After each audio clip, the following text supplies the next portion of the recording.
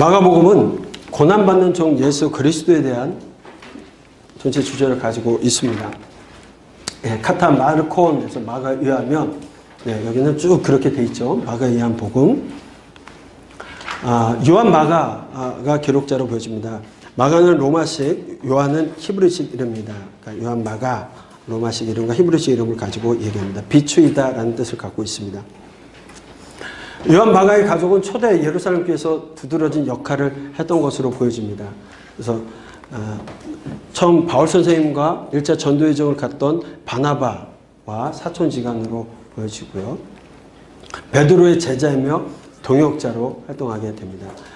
바울 선생님과 바나바 선생님의 첫 번째 전도 여정 가운데 동행을 했습니다. 그리고 구브로에 갔다가 버가로 가서 이탈하게 됩니다.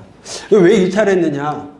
아마도 마가는 여러 설들이 있습니다. 그거 이제 사도행전에서 얘기를 하겠지만, 마가는 부잣집 도련님이어가지고 그 전도 여정이 너무 힘들어서 돌아갔을 것이라는 일설도 있고요. 또 하나는 구브로에서 바울 선생님께서 이방인을 구원하는 일을 통하여서 사역이 자기 사촌 또는 삼촌지간에 나오는 바나바의 사역의 중심 포인트에서 바울로 넘어갑니다. 그래서 그게 좀 못마땅했는지 2설. 3설은 아마 중간에 병이 걸려서 먼저 돌아오지 않았을까. 3설. 4설은 마가는 할례당이었습니다. 고린도 여러분들 이따가 제가 말씀드린 할례당입니다. 할례당. 그래서 할례당이었다가 나중에 이제 1차 전도여정에서 이방인들에게 할례를 행하지 않고 바로 구원을 선포하는 바울의 사역에 못마땅해서 벗어났다. 이렇게 보는 설도 있습니다. 어쨌든 나중에 이제 그 1차 선교 여정 이후에 할례 문제에 대해서 해결을 하지만 지속적으로 바울 선생님을 괴롭히는 할례당들이 계속 유대인들이 반대하는 건 할례당입니다. 할례당. 그들의 생각은 기독교인이 되는 거 좋은데, 구원받는 거 좋은데 먼저 유대인이 되고서 예수를 믿어서 구원받아야 된다. 유대인이 되는 과정, 할례를 통하여서 유대인이 되는 것. 이렇게 해서 할례당이라는 표현들이 생기게 되는 겁니다. 네. 그리고서 이제 돌아와서 마가는 이제 그 바울 선생님과 떨어져서 누구에게 이제 돌아와서 붙냐면 베드로 사도와 함께 사역을 하게 되고, 베드로가 가르쳐 주신 복음에 대한, 그래서 이 별명이 뭐라고 되어 있습니까? 베드로 복음이라고까지 표현이 됩니다. 베드로를 통하여서 보았던 예수 그리스도에 대해서 기록하고 있다. 이렇게 보시면 좋을 것 같습니다. 연대를 보면 배경을 보겠습니다. 당시 기독교인들은 로마 세력의 박해로 인해서 핍박과 순교 위기에 직면하는 상황이 이제 후대로 가게 되어지고, 작은 지역적인 핍박에서 나중에는 이제 전체 유대인들, 기독교인들에 대한 핍박으로도 갑니다. 기독교인들을 향한 박해로 인하여 생명 위협을 피해 지하교회로 숨어들어간, 카타콤으로 해서 이렇게 들어가는 건 후대 좀 일이지만 그런 일들도 있고, 처음에는 반대에 의해서 디아스포라 됩니다. 여러 지역으로 흩어지게 되어지는 이야기들. 또 유대인들은 로마 세력의 압제와 민족 지도자의 구조적인 악행 속에 해방되기를 고대하는 상황들이 배경 가운데 있었다. 기록 연대는 55년에서 65년으로 보여집니다. 왜냐하면 13장 1절 예루살렘 성전의 멸망을 경고하는 예언으로 보아서 AD 70년 이전에 기록된 것이다 보여지고요. 갈라디아서가 49년에 쓰여지는데 서신서 가운데 신약은 서신서가 제일 먼저 기록이 되어집니다. 그래서 1차 전도 여정에서 갈라디아서, 할례당으로부터 갈라져라. 그래서 갈라디아서. 그래서 갈라디아서 기록 이후에 베드로 사도의 순교 이전에 베드로를 통해서 기록이 되어지니까 마가가 베드로 복음이라고 할 정도로 그 이야기를 듣고 쓰기 때문에 베드로의 순교 이전에 쓰여진 것이 아니냐 해서 55년에서 65년 기록 연대로 보고 있습니다. 그래서 예수님의 설교와 생애와 교훈을 토대로 또 베드로가 이야기해주는 그걸 가지고서 기록했기 때문에 베드로 복음이라고까지 부르는 이유가 있습니다. 자, 기록 목적은 고난당하는 교회 기독교 신앙이 무엇인지를 가르쳐주기 위해서라고 되어져 있습니다. 마가복음은 그리스도시요 살아계신 하나님의 아들이신 것, 거기에 포인트를 맞추고 있습니다. 그래서 마가는 예수 그리스도의 능력과 권위에 집중하고 있습니다. 예. 그 예수님께서 순환을 통하여 인자가 온 것은 섬김을 받으려 함이 아니라 도리어 섬기려 하고 자기 목숨을 많은 사람의 대속물로 주려 하심이라고 이렇게 10장 45절에 나와 있는 모습처럼 예수 그리스도께서 이 땅에 오셔서 고난받는 종으로 오셨다라는 걸 강조하고 있습니다. 예수님의 부활은 또한 기독교인들의 부활에 대한 소망을 약속하는 것으로 말씀합니다. 자, 사복음서 중에 가장 짧고 문체가 직선적으로 표현되어져 있습니다. 그리고 간결하고 사건 전개가 생동감 있게 넘쳐서 짝짝합니다. 분량도 작고요. 왜? 네. 즉시, 곧이라고 사용하는 헬라어 유투스라는 단어가 자주 사용합니다. 그러니까 생동감도 있고 즉시로, 곧 이렇게 표현을 많이 하고 있다는 거. 그리고 다른 복음서보다 감정 표현이 조금 더 사실적으로 극적으로 되어져 있습니다. 그래서 그리스도의 가르침보다는 어디에 초점이 많습니까? 이적과 순환. 마태복음에서는 가르침에 좀 담화 형식으로 설교나 그런 쪽에 관심을 두고 썼다라면 행적에 초점을 맞추고 있다. 그래서 전반에는 그리스도의 권능에 대해서 갈릴리 중심으로 사역하는 것과 후반에는 고난 예루살렘에서 고난 받으시는 것으로 양분되어져 있습니다. 또 기적 사건은 다른 복음보다 더 상세히 설명하면서도 예수님은 하나님의 아들이심을 강조하고 있습니다. 신성도 강조하고 있습니다. 고난받는 종이면서 신성을 가지신 분. 고난을 강조합니다. 그래서 생애 마지막 8일 거기에 40%의 그 말씀이 집중되어져 있습니다. 구약성경 거의 인용하지 않습니다. 유대 관습이 적게 언급되고 있습니다. 그리고 미래의 사역을 해서 제자들 준비하고 있는 것들도 특징입니다. 자, 마가복음 16장입니다. 그렇죠? 28이 16을 몰랐다고 했어요. 자, 이 16장은 크게 8장을 중심으로 그리스도의 십자가의 예고를 중심으로 해서 앞에는 하나님의 아들 그리스도에 대해서 강조하고 있고 11장 요 40%는 고난받는 그리스도에 대해서 강조하고 있습니다. 자, 하나님의 아들 그리스도는 그리스도의 증인을 통하여서 세례 요한의 증거, 하나님의 증언을 통하여서 하나님의 아들이심을 얘기합니다. 그가 전파에 이르되 나보다 능력 많으신 이가 내 뒤에 오시나니 굽혀 그의 신발끈을 풀기도 감당하지 못하겠노라고 세례 요한이 증거하는 것. 그분이 누구시냐? 예수님이시다라는 것. 또 하나님께서 하늘로부터 소리가 나기를 너는 내 사랑하는 아들이라 내가 너를 기뻐하노라. 세례받고 올라오실 때 그 이야기가 되어지죠. 하나님께서 증언하고 계시지 않냐? 그분이 누구시냐? 예수님이시다라고 말씀하고 있는 겁니다. 열두 제자의 세우심에 대한 이야기를 합니다. 예. 그리스도의 증거는 증언, 기적, 치유하심에 의해서 나타나는데 증언 살펴봤고요. 또 이제 치유하심에 대한 걸 보면 예수님의 권세를 보여준 병 고침의 기적들을 이야기하고 더러운 귀신 들린 사람을 고치고 많은 병자를 고치시는 이야기들 그리고 나병 환자를 고치는 이야기들을 하게 됩니다. 또 중풍 환자를 고치시고 레위 마태를 부르시고 이거 몇 년 차에 있었던 일입니까? 마태는 1년 차죠. 금식과 보존에 대한 논쟁이 있었고 안식에 일하는 것에 관한 논쟁, 안식일에 병 고치는 것에 관한 것. 안식일에 병 고치고 이런 것들이 다 뭐겠어요? 제가 참 안식은 뭐라고 했습니까? 그 사람들이 형식적으로 지키는 그날 뭐 일 안 하고 그것이 아니라 생명을 얻고 풍성히 얻게 하는 것, 하나님의 진정 사랑의 모습, 하나님을 사랑하는 모습, 이웃을 사랑하는 모습이 드러나고 실천되어지는 것이 안식의 주 목적 아니겠습니까? 근데 그런 것들이 아닌 것들에 대한 이야기를 하시게 되죠. 큰 무리가 예수님께 나오고 12제자를 세우시는 이야기, 2년차 이야기를 또 하고 계십니다. 자, 큰 무리가 예수님께 나옵니다. 더러운 귀신들도 어느 때든지 예수를 보면 그 앞에 엎드려 부르짖어 이르되 당신은 하나님의 아들이다. 자, 하나님께서 말씀하시고 세례 요한이 얘기했고요. 이번에 또 누가 얘기합니까? 더러운 귀신들도 예수님을 여러분 아는 것으로 끝나면 안 돼요.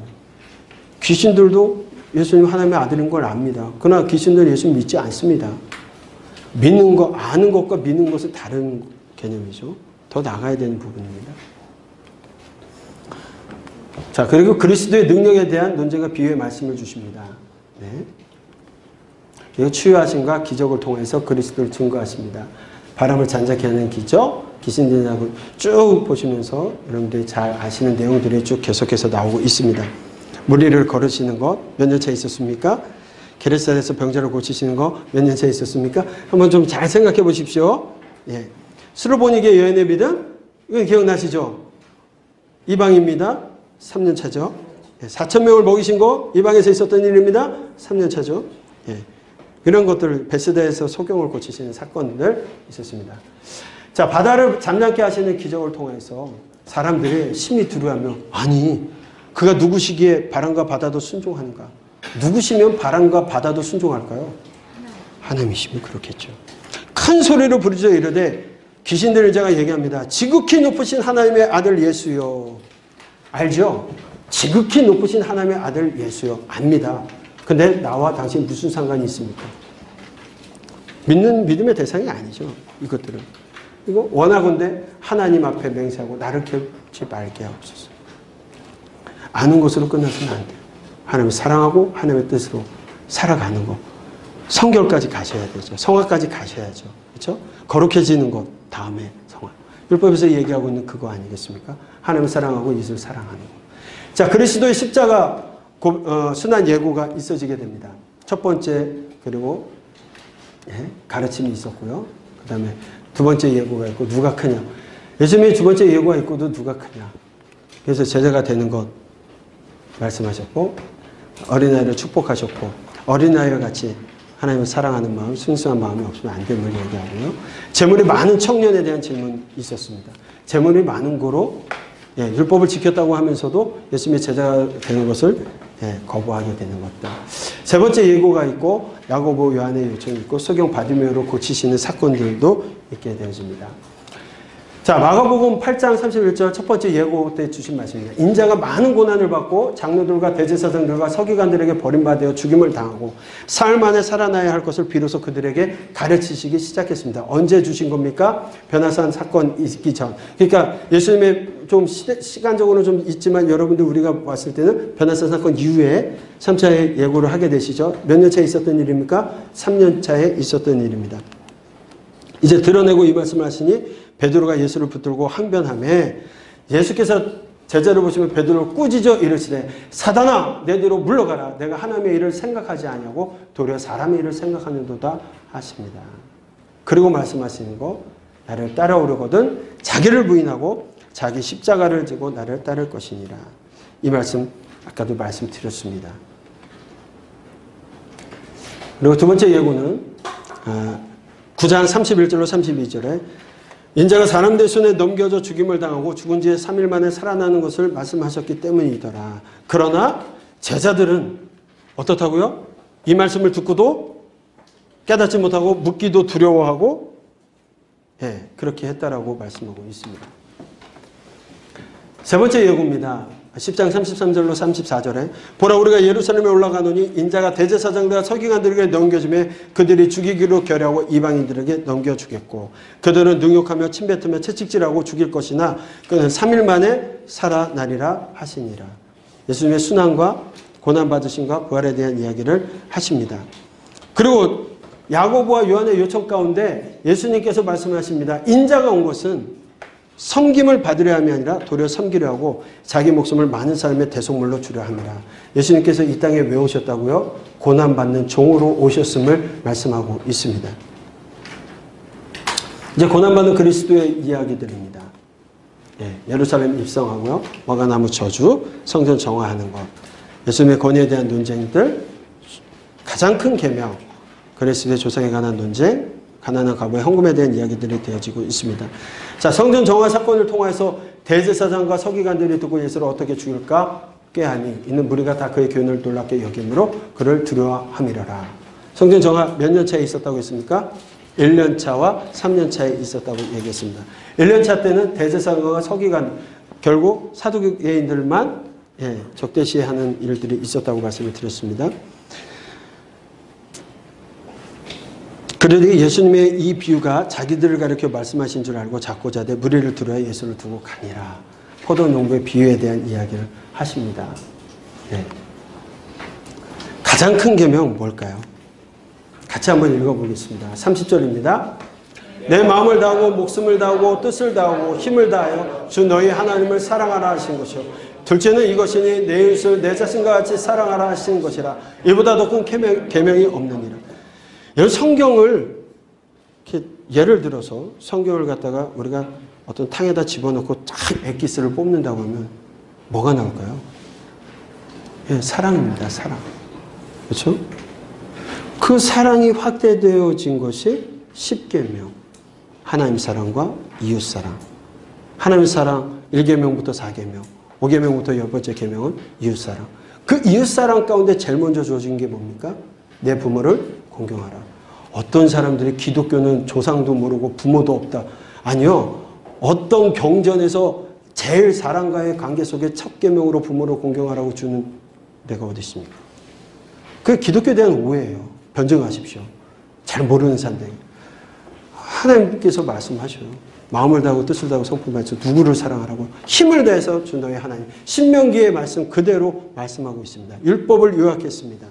미가에서 오직 정의를 행하고 미가에서 얘기했던 거 있지 않습니까? 그 말씀과 동일하게 하나님을 사랑하는 거, 믿는 거, 도리를 다하는 거 아니겠습니까? 둘째는 이것이니 내 이웃을 내 자신과 같이 사랑하라. 그것이 확대된 게 율법의 말씀 레이기고 그것이 확대된 게 모세 오경이고 그 언약의 상관관계를 여러분들 도표 기억나시죠? 요걸 가지고 좀 잘 기억하셔서 율법이 폐해한 것이 아니라 완성되어졌다는 의미가 무엇인지를 물론 율법 가운데 제사 지내지 아니하는 것들 이런 것들은 바뀌었지만 그 정신이나 예배에 들어오는 모든 것들은 동일하지 않습니까? 그 다음에 종말과 재림의 교훈에 대해서 말씀하십니다. 예루살렘 성전이 무너질 것을 예고하시고 종말의 큰 징조와 환란에 대한 이야기, 무화과 나무 비유의 교훈들을 주십니다. 근데 이 종말의 큰 환란이 언제 오느냐? 뭐라고 말씀하십니까? 또 복음이 먼저 만국에 전파되어야 할 것이니라. 예수님 급하게 오신다고 말씀했어요. 곧, 즉시로. 그런데 2000여 년이 지나가는 지금 가장 말세를 살고 있는 우리들 때까지 아직 예수님 안 오셨습니다. 그렇죠? 왜 안 오실까요? 말씀이 잘못된 건가요? 안 오시는 걸까요? 만국에 전파되어야. 왜 만국에 전파되냐? 하나님의 사랑은 모든 민족이 구원받는 것이지 심판의 목적이 있지 않습니다. 요한계시록에서 하나님께서 어떻게 심판하실까 초점이 아니라 하나님의 백성들을 어떻게 구원해 가실까 그 과정의 여정을 보여주시면서 한 사람이라도 더 돌이키기를 원하시는 그 모습. 이사야의 삼중 회복 가운데 그 일들을 누굴 통해서 이루어집니까? 예수 그리스도의 사랑과 예수 그리스도의 이루신 일을 믿고 의지하는 크리스찬들을 통하여서 이루어지게 될 것들. 만국에 복음이 전파되어질 이야기들이 이야기되고 있는 겁니다. 그 이후에 마지막 새하늘과 새 땅, 새 예루살렘이 임하게 되는 것. 그러기 위해서 우리가 어떻게 해야 됩니까?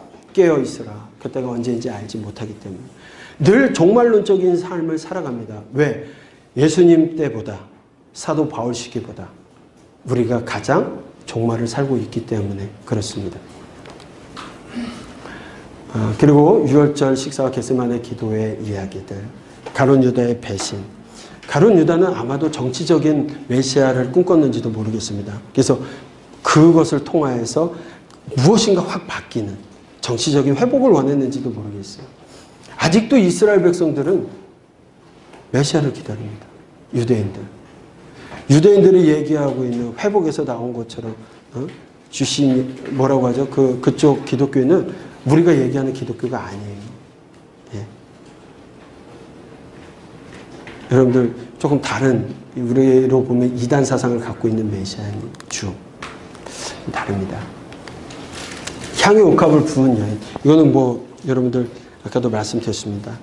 베다니에 있었던 사건은 일반적인 견해는 요한복음에 기록된 대로 예루살렘 입성하기 전에 베다니에서 있었던 사건을 보는 것들. 네. 최후 만찬을 하십니다. 여러분들 우리가 이제 마지막에 성만찬으로 마치게 되어지는데 그 근거가 되죠. 그들이 먹을 때 예수께서 떡을 가지사 축복하시고 떼어 제자들에게 주시며 이르시되 받으라 이것은 내 몸이니라. 또 잔을 가지사 감사기도 하시고 그들에게 주시니 다 이를 마시매 이것은 많은 사람을 위하여 흘리는 나의 피 곧 언약의 피다 라고 말씀하십니다. 예수님께서 제자들을 이 마지막 최후의 만찬 이후에 예수님께서 제자들과 예수님께서 이제 돌아가시기 전에 제자들을 끝까지 사랑하셨다는 그 표현을 좀 같이 생각해 보셨으면 좋을 것 같아요. 예수님께서 그 제자들, 예수님에 대해서 알지 못하고 깨닫지 못하고 있는 그 제자들을 정말 끝까지 사랑하셨습니다. 끝까지 사랑하셨습니다.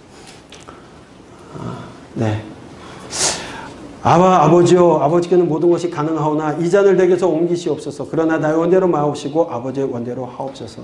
그 하나님의 마음, 상처 입은 그 하나님의 마음, 그것을 위로하기 위해서 또 이 땅에 오셔서 친히 우리를 구원해 내시기 위한 예수님의 방법. 겟세마네 동산에서 고뇌의 기도를 드리시는 그 예수님의 마음이 좀 우리들의 마음이 되었으면 좋겠습니다. 순환과 죽으심, 부활과 승천의 모습들을 볼 수가 있습니다. 예수님의 순환과 죽으심에 초점이 맞춰져 있다라고 말씀을 드렸습니다. 그리고 예수님의 부활, 만민에게 복음이 전파되어야 될 위임을 16장에서 말씀하고 있습니다. 예수님께서 십자가에 달려 돌아가십니다. 자, 이때 성소 시장이 위에서부터 아래까지 찢어져 줄이 되어지고요. 백부장이 이를 지켜보고 있던 백부장이 숨지심을 보고 이 사람은 하나님의 아들이었다 고백하는 모습도 보게 되어집니다.